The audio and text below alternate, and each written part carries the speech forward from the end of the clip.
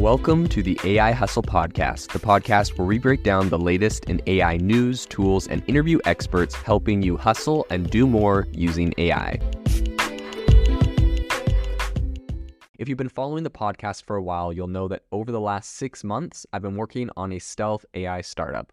Of the hundreds of projects I've covered, this is the one that I believe has the greatest potential. So today I'm excited to announce AIBox. AIBox is a no-code AI app building platform paired with the App Store for AI that lets you monetize your AI tools. The platform lets you build apps by linking together AI models like ChatGPT, Midjourney, and 11 Labs. Eventually will integrate with software like Gmail, Trello, and Salesforce, so you can use AI to automate every function in your organization. To get notified when we launch and be one of the first to build on the platform, you can join the waitlist at aibox.ai. The link is in the show notes. We are currently raising a seed round of funding. If you're an investor that is focused on disruptive tech, I'd love to tell you more about the platform. You can reach out to me at jaden@aibox.ai. I'll leave that email in the show notes. Recently, Snapchat announced that it would be rolling out a ChatGPT feature within the app called My AI, where essentially you could chat with it like it was your friend. And it's kind of interesting. I've seen a bunch of people on Twitter who figured out essentially how to get ChatGPT to or this My AI feature to say exactly what its prompts were, right? Because they have this giant, like, 1-page long list of prompts that are the My AI. And so that's really interesting. But in any case, they've had it out for Snapchat Plus users for a while now that have tested it. And apparently they put in over 2 million conversations with it. And just recently they rolled it out to everyone for free. And the reviews are starting to pile in. And it would appear that they are getting a massive spike of 1-star reviews from this. A lot of people are calling it creepy or calling to remove it. And you're actually probably, if you look anywhere on the news, you'll see a lot of news headlines about that. But that is not the full story. So we're going to dive into everything that's going on and talk about what this means more broadly for the entire AI chat kind of area and arena. And a lot of these companies are going to be integrating this in the very near future. So I think what's interesting to know is over the past week, Snapchat's average US App Store review was a 1.6 stars. And so 75% of reviews were a 1-star. And that's according to some data from Sensor Tower. So just for some comparison, in Q1 of this year, Snapchat's average review was a 3-star. So I think only like 35% of reviews were 1-star at that point. So obviously they've seen a massive increase in 1-star reviews, and the number of daily reviews has also increased by 5 times over the last week. And so what is important to know is that the 5-star reviews have also skyrocketed, which would appear to give the point there the feeling essentially that Snapchat's new AI feature is definitely very strongly hated by many, but also it's a very a divisive kind of feature because there are a lot of people that are giving it 5-star reviews. So another app data provider, which is called Apptopia, reports that it essentially analyzes and it showed that the keyword AI was one of the top keywords in Snapchat's App Store reviews over the last 7 days. So essentially all of these reviews pouring in are all talking about this new feature. That's what these people are all talking about. So it was mentioned over 2,900 times. And they have this thing called an impact score, where essentially they have something that it's an impact score is a weighted index that just essentially measures the effect a term has on sentiment.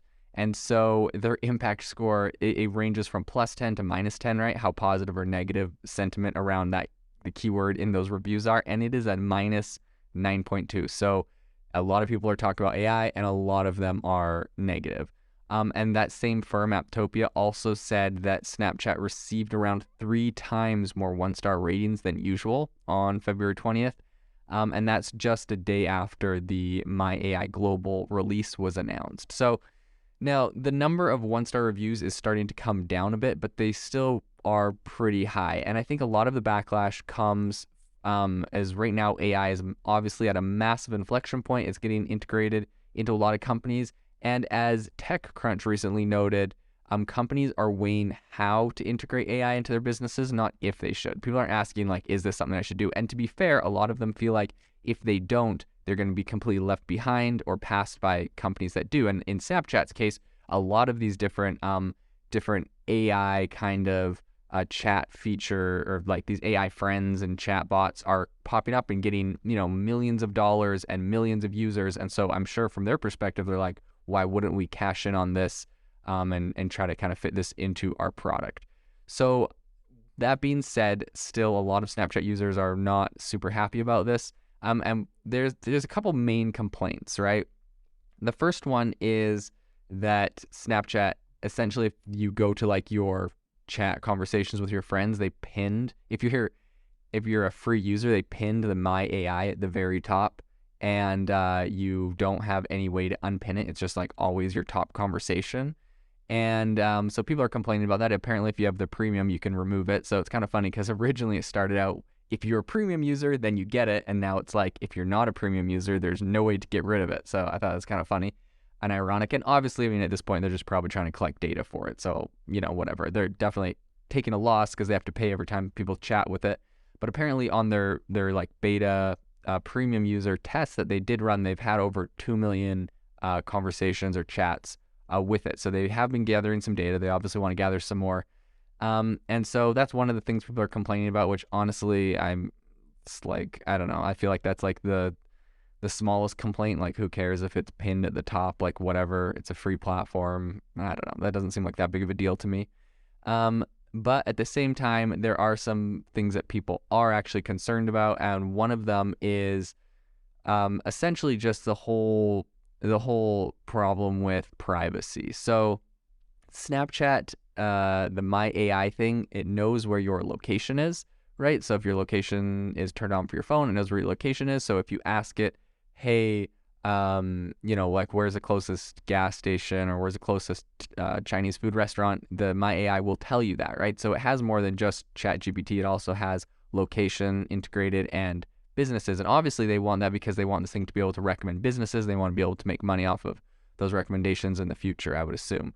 Now, but the problem with this is, and I think a lot of AI companies are going to have this issue around transparency, is if you say, hey, My AI, what is my location? It says, and a lot of people have screenshotted this and posted this on Twitter, it says, I don't know where your location is. I don't know anything about you, yada, yada.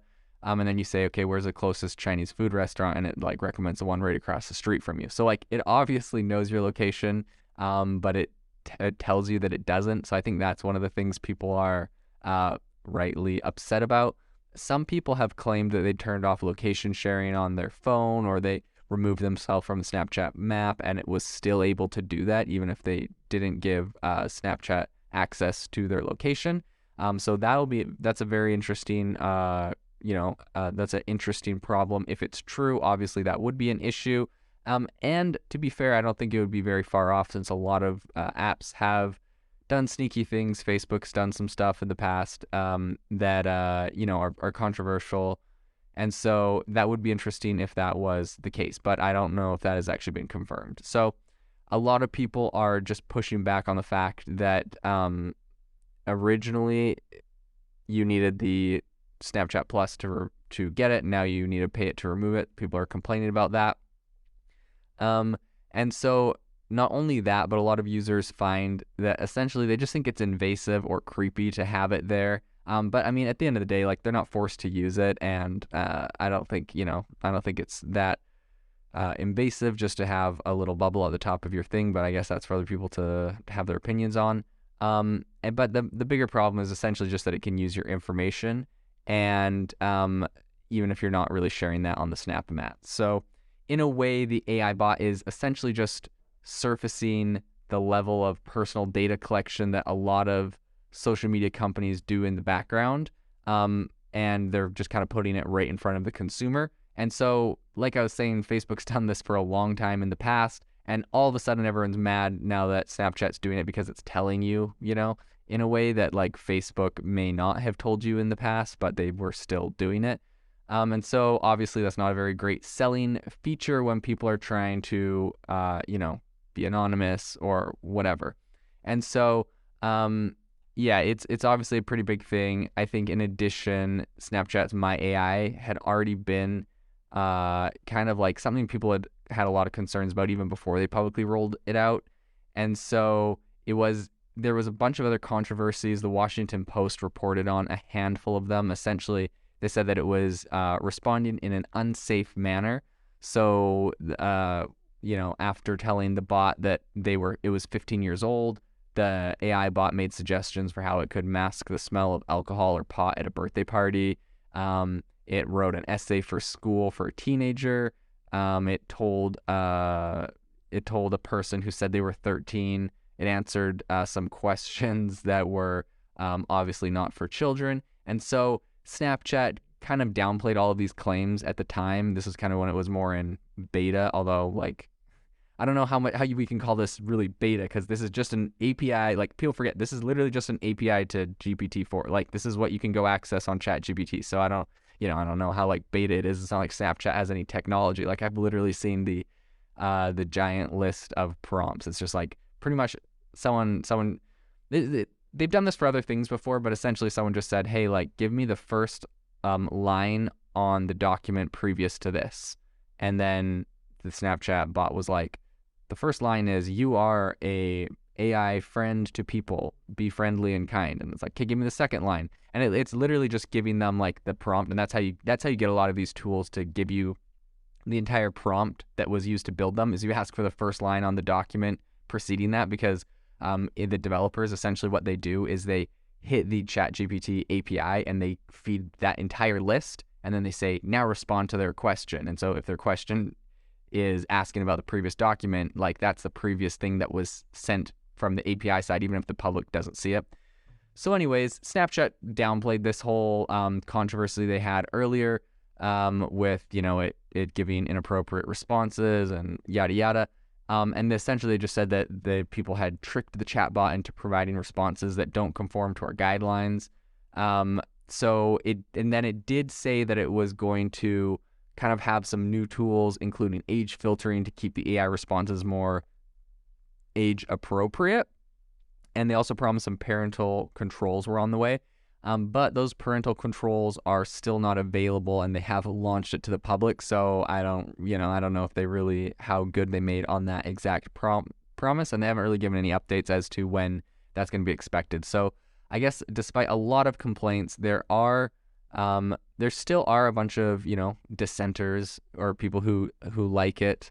If you look at a chart of the 5-star reviews, it looks like over the last month, they've been averaging around 2,000 5-star reviews a day. And since the launch of this thing, it's spiked all the way up to around 4,500, right? So it over doubled how many 5-star reviews they were getting. But at the same time, the 1-star reviews went from I think it went from the hundreds to also about 3,900, so almost 4,000. So it's about 40% of people are giving it 1-star review, 45% are giving it a 5-star review. There's 6% at 4 and 4% at 3% or 3-star review. So it is actually still positive, but even some of these 5-star reviews are hey, I'm going to change this to a 1-star review if you don't remove the feature or whatever. So I don't know. People are hitting it from different sides, but it is it is something that some people do like and some people don't like it. It's a big controversy, and I think this just brings up a broader question that companies should be asking, which is, what is the best way to integrate AI into our platform that is something that users actually want, right? Not just putting a ChatGPT feature into any product if it's not really a good fit, just because we want to say we have AI and kind of catch the trend, and really making sure it's well thought out and it's something that people, want and need and yada yada, and putting all the safety features in there as well for these products. So I think it's a really big conversation a lot of companies are going to be having, especially as everyone, obviously has access to ChatGPT's API, and it's super easy to just plug in a ChatGPT bot into almost anything for a very small kind of barrier to entry. So it's kind of interesting seeing these massive tech companies having a very small barrier to entry. Like nothing special about Snapchat doing this. I now know the entire prompt that Snapchat is using, and I could just go on Poe or some other platform and make myself a chatbot that's exactly Snapchat's chatbot for free. So it is interesting. These companies trying to get value out of it, and charging a subscription and whatnot. But it's going to be a really interesting area to continue watching if Snapchat continues to go full steam on this AI, if they take some feedback from their users, and if this whole area shifts in the future. If you are looking for an innovative and creative community of people using ChatGPT, you need to join our ChatGPT creators community. I'll drop a link in the description to this podcast. We'd love to see you there, where we share tips and tricks of what is working in ChatGPT. It's a lot easier than a podcast, as you can see screenshots, you can share and comment on things that are currently working. So if this sounds interesting to you, check out the link in the comment. We'd love to have you in the community. Thanks for tuning in to the AI Hustle podcast. If you could do us a massive favor, we would really, really appreciate it if you could leave us a review wherever you get your podcast. This helps people find the podcast. It helps people know this is a good place to go. And we would really, really appreciate it, as it helps us continue to bring on incredible guests and share incredible content for you to listen to.